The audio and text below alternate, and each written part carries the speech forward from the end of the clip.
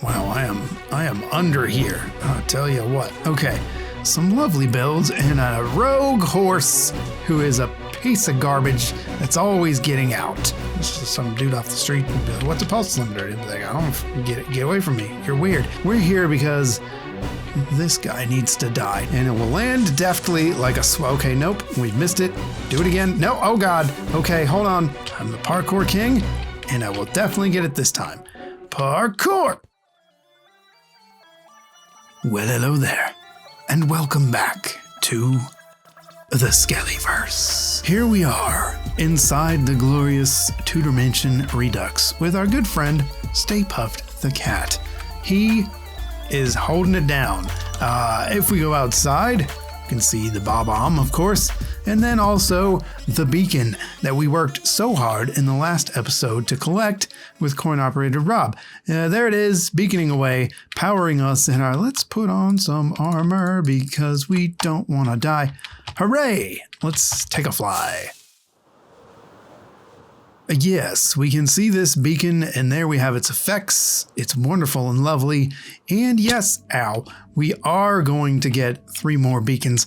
Coin-operated Rob is actually working on that now. We're going to do it in kind of an interesting way, something that we're kind of working up in the plan department.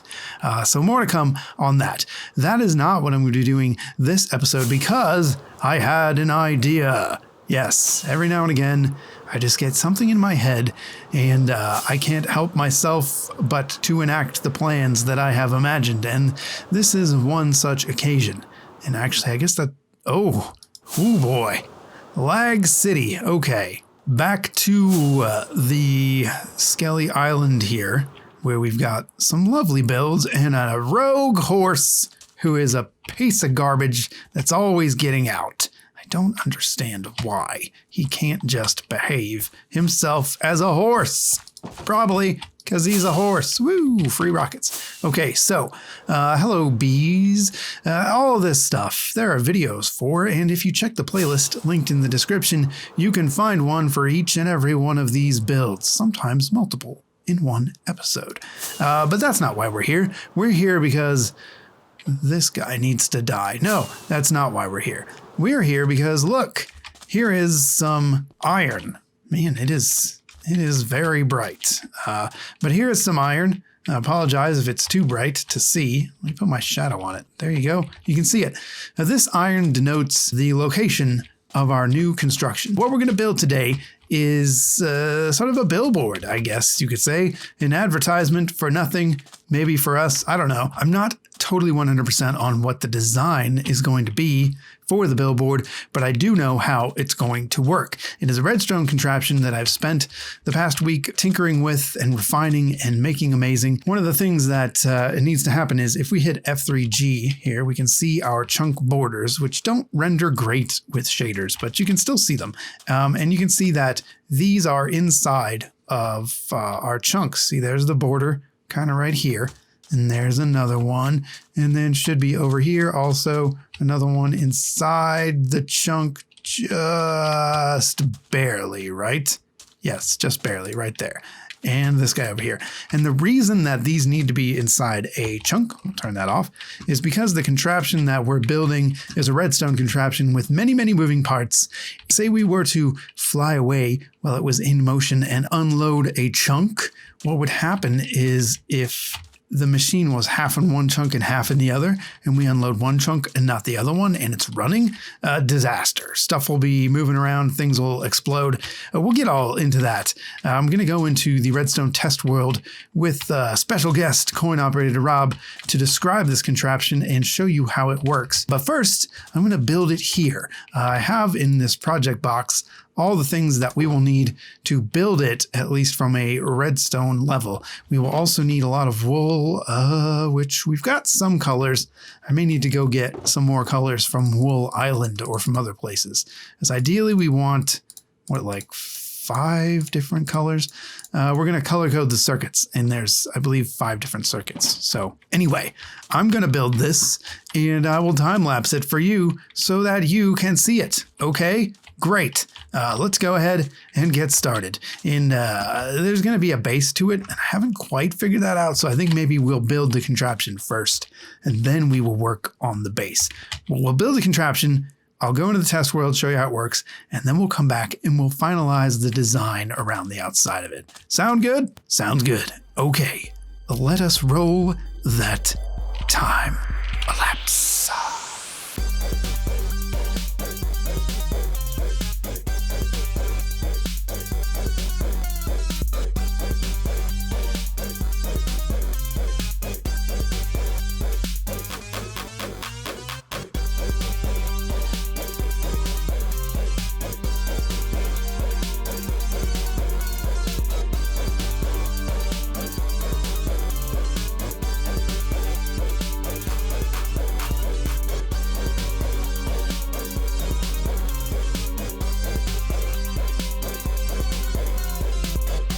Okay, just flying out of here to get a look. The only thing I did after the time lapse was add this beautiful white concrete frame. Thread the needle. Oh, wonderful. So we have built all of the contraption-y parts, and I realize right now it does not look like much, but this is our billboard changer. All of these contraptions work together to swap any of the blocks between these pistons here. And you saw in the time lapse, I had some red concrete there just to test it out, just to make sure everything's all wired up. And it is working flawlessly. This is all my design, by the way. There are a lot of piston feed tapes. There's a lot of ways to do it, but I specifically tried to not... Man, look at those shadows. That's super cool. I don't even know what's causing that.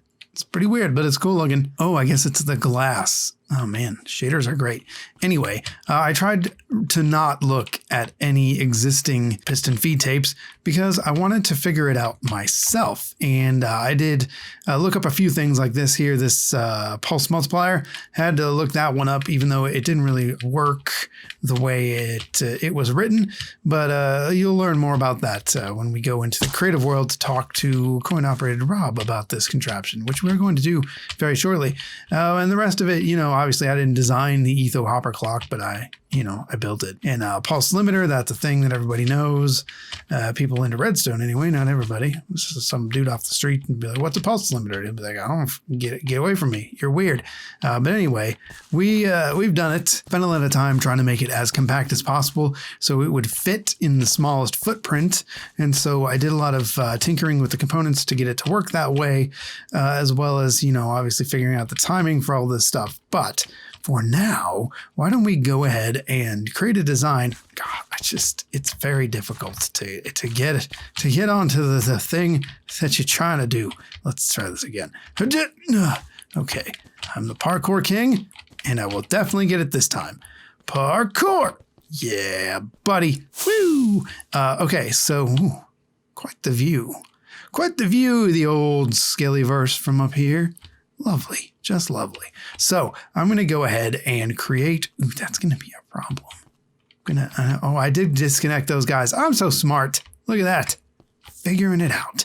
So I don't know what the final design is that I want to put here. Still thinking about that, but I wanted to get this built. So I'm going to put a temporary design here. It's going to be just some pixel art, standard Minecraft type stuff, so that we can have this sort of functionally completed, and then we can work on the rest of it. So, and I'm not actually even going to time lapse building the pixel art. It's pretty simple, just some pixel representations of stuff made out of wool, like you've seen a million times before in Minecraft. But also, I want to have the reveal of the image when we come back to it and we test it out. So, all right, let me do that, and I'll be right back. A skeleton. He's still blinking after all this time. Okay, be right back. Okay, let's take a look now that we have a design. Behold, it is I. Yeah, I just went for something simple. Like I said, I wanted to get a design in place because the machine doesn't work unless this is fully stocked. Wow, I am under here. I'll tell you what. Okay, let me go ahead and activate the machine, which will be with this lever right here. That should set everything into motion continuously. It's going to take some time because it is on a rather long delay, and we'll get into all that stuff. Let's just use this bee as a perch, and we will check out what goes on here. There it goes. Well, that's pretty glitchy. But that is to be expected for pistons on a multiplayer server. And there we go. I have turned into a creeper. And that, ladies and gentlemen, is the gist of this machine. It's basically a rotating billboard. So we got creeper on one side, we got me on the other side, and I am out of rockets. Oh, joy. All right, well, let's try and land somewhere not terrible. Yep, there we go. Look at that. We're starting to flip around here. Can I do this without falling? Yeah. There we go. See? And it just does that forever. So now the thing we have to do next is we need to actually design the base. This obviously is temporary, but we want sort of a billboardy base with some stone pillars that go all the way up. Maybe 2 of them sort of in the middle of that chunk area. Look, there it goes again. Wonderful. I love it. He loves it too. Wonderful. Okay, great. And like I said, I'm going to build another one of these for coin-operated Rob over in the village area, and he will be able to put whatever designs he wants in that one. But for now, I guess the next thing we have to do is build the base around here. And for that, we go to our old friend, the time-lapse. Look at me up there. Man, that is glitchy looking. It really doesn't do that in the creative world at all. Oh, you know what? Actually, I think the next thing that I want to do is I want to build that base, but I want to bring you into the Redstone creative test world that contains the prototype of this device where I designed and built it. So to do that, I'm going to meet up with Coin Operator Rob, and we're going to walk through all the components that make this what it is and how they work. And that'll give him a chance to, ask questions if he wants to, sort of be the voice of the viewer, as it were. Hopefully through that conversation, it will all make sense. So let's go ahead and check that out now.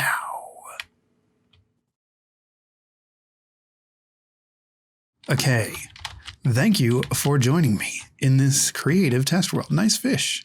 I don't think you'll be needing it since we are gods in this land. Now I can throw a fish at you. Perfect. Okay, so what I wanted to do is show you the workings behind the contraption that I have built on the server. Here it is. This is it. It is a 12 by 12 swappable billboard utilizing piston feed tape and a bunch of timers and all sorts of crazy crap. If you come around the back here, you can see all the components that are required to make this thing actually work. All of the circuits are color coded so that you can kind of trace what's going on per circuit. So each color does a specific thing. There's the pistons on the one side, the pistons on the other side. There's this hopper clock. There is a pulse limiter, and then there is a pulse multiplier. And all of that stuff needs to work together in order to do this. So with this switch down here, I'll turn it on, and you can come around to the front. You can actually see it function.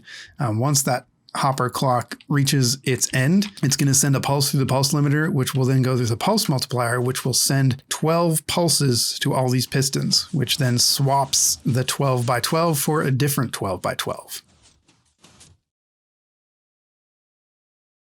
Like so. And then the hopper clock resets and there's a delay and then it'll do it again. So all that's kind of configurable based on the timings that you want. But that is it. That is the thing. What do you think? Nice. That looks absurdly complicated.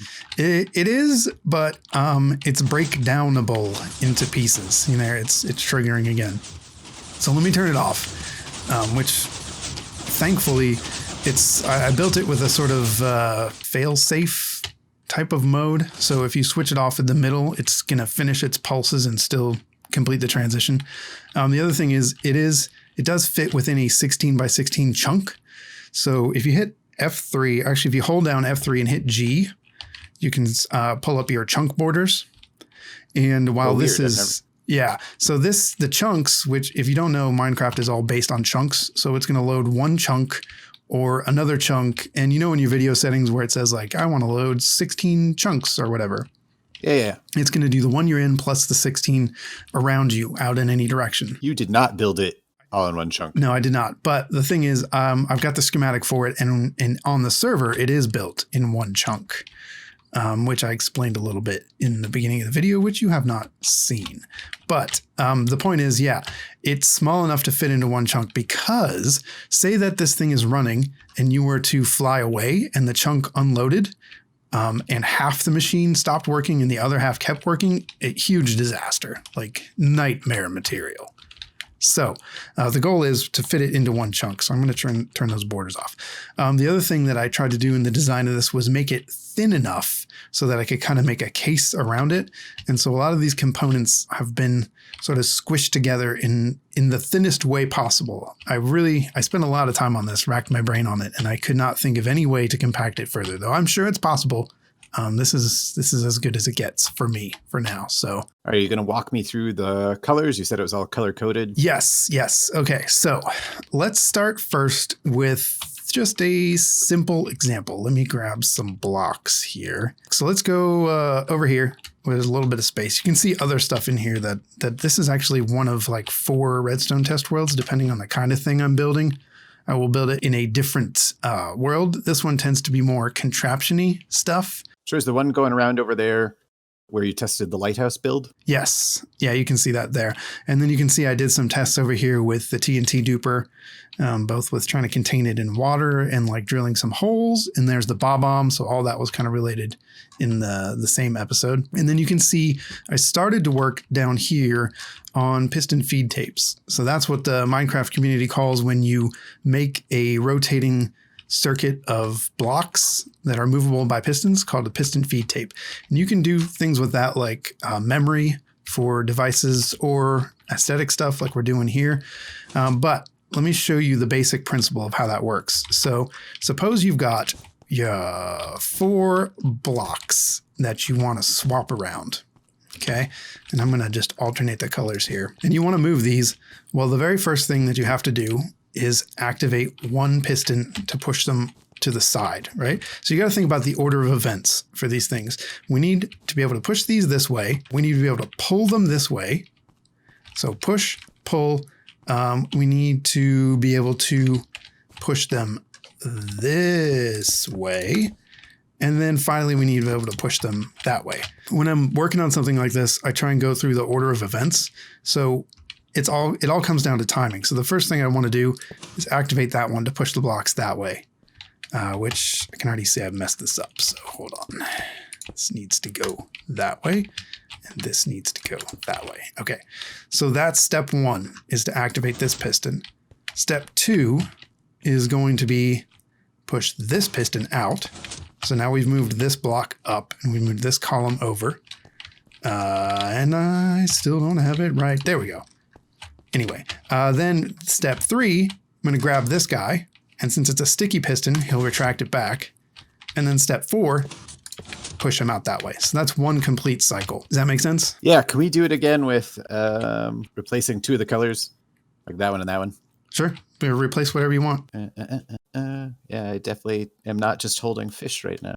Oh, I'm not sure if you're aware, but if you middle click on a block, it will put that block in your hand. Oh, look at that. Yeah, I just wanted, because they were all the same before. I think they'll make a rotation clearer to me. Okay. Well, there's only going to be one circuit, but you'd have to do it 4 times, obviously, to get it completely rotated. But step 1, step 2, step 3, step 4. Step 1, step 2, step 3, step 4. 1, 2, 3, 4.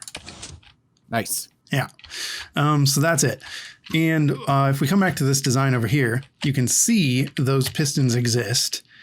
And the stuff on the side is just a redstone stack that sends the signal all the way up so that all the pistons fire at the same time. But you can see there's the 4 pistons that we had in our single line example. They all exist here and they fire in that exact order. The only thing that you have to be careful of when you're doing something like this is that the push limit for a piston is 12 blocks. So if you're to add a 13th block over here on this side, that piston down there is not going to be able to push it because that's too many blocks. So that's what gives us the 12 block width as a maximum. And technically you could go as high as you want if you could find a way to keep the redstone signal going up constantly. I think square is a good format. That's the basic mechanics of how the swapping works. So then you need to think about, okay, well, how do I do that? And then also trigger all of them to happen at the correct times. So that involves a lot of timing, but you can see the orange circuit over here. This right here is an observer above this orange block. And what that's doing is it's observing whenever this emerald blocks move past it, it's going to power the block that it's sitting on. This right here triggers this guy. And you'll notice there's repeaters hooked up on a lot of these lines. And there's a dual purpose to that. One, it increases the signal strength so it can make it all the way up the stack. But two, each repeater is specifically set for the timing that it needs to be. So the first one to push, if you recall, are these guys over here. These pistons that will push that way. So those go right away from this pulse multiplier, this yellow circuit, which we will get to in a bit. But it pushes it out that way. It goes all the way up, activates all those pistons. When that happens, the observer down here detects it. And then there's a 1 tick, or actually technically that's 1 tick, that's 2 ticks delay on this repeater. That means that there's a slight delay before piston number 2 fires, which are these pistons in the back. When that happens, simultaneously, this observer over here also detects the motion of the front row, and it sends through a 3-tick delay up to these pistons here. So that's part number 3. That's the sticky piston that grabs the one in front of it. And then you can see there's a 4-tick delay on this repeater for the final set of pistons that push everything back over to the right. It's got to move it 12 times, right? Yes. And that is the pulse multiplier. So that's this yellow circuit here. This is the same design. It's just shifted around. I had to move it so that it fit more succinctly over there. Pulse multiplier. So when you create a pulse with redstone. A pulse is just an amount of time of redstone being activated. Let's see if we put a button on this block and then we put some redstone out of it. You hit the button, see how it stays on for a little bit until the button goes off. That's a long pulse, but what we need is to turn one single long pulse into a bunch of short pulses, and that's what a pulse multiplier does. And there's a bunch of these that you can make. I looked up designs on the Minecraft wiki in Gamepedia, and they had this design kind of, but it was actually broken because it was created before they made a change to how hopper locking works. So I had to modify it to actually make it work again. The basic premise is when you press this button, it activates this redstone dust in front of it, which then if you look inside this dropper, there's a single piece of redstone dust. It could be any item really.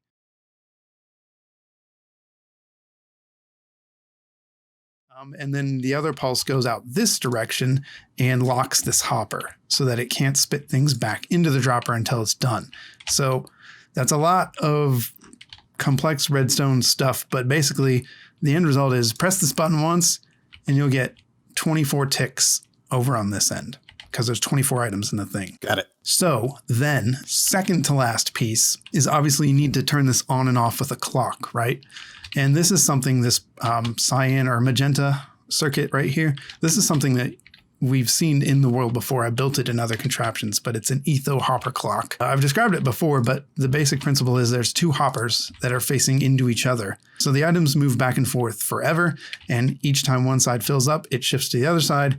And what you can do with that is, since there's a redstone block, you can take a signal. So you see this black circuit. When the redstone moves to that side, this redstone dust here activates, which then activates this pulse limiter, which is the final circuit that we have to deal with here. So does the clock make sense? I know we've seen this before in videos and stuff. Yeah. So that's just a really long delay. It just moves back and forth. The pulse limiter is actually, let's go play with this one over here. You can see when the redstone block moves over, it activates this redstone dust, which travels into this wool block that I'm standing on right here. When that wool block is activated, it powers the piston below it, and that causes the piston to move up. And when that happens, it actually breaks the connection to the rest of the redstone in the end of the circuit here. So what you get is a short pulse out of long pulse. So while this clock is going to sit there and power this dust for as long as it's on this side, you only get one little blip out of it. So it's, yeah, you see that? When it moves back, you get one single pulse out of the end. And that's basically replicating our button push over here on the pulse multiplier. And that is the whole messy business. Now, is there a way to make it only go one rotation? Because when you turn this clock on, it just goes forever, right? Yes, that's correct. So you could, okay, so what we can actually do for that is all we need to do is go down here. Oh, and actually I already have a button installed. Apparently I already thought of that.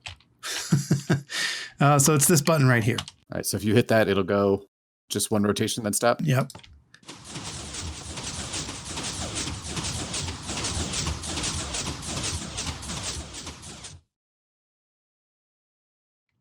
Wunderbar. Nice. Okay, we're back from the Redstone test world with special guest, Coin-Operated Rob. And many thanks to him for putting up with all my nonsense explanations and shenanigans and all of that stuff. Really appreciate that.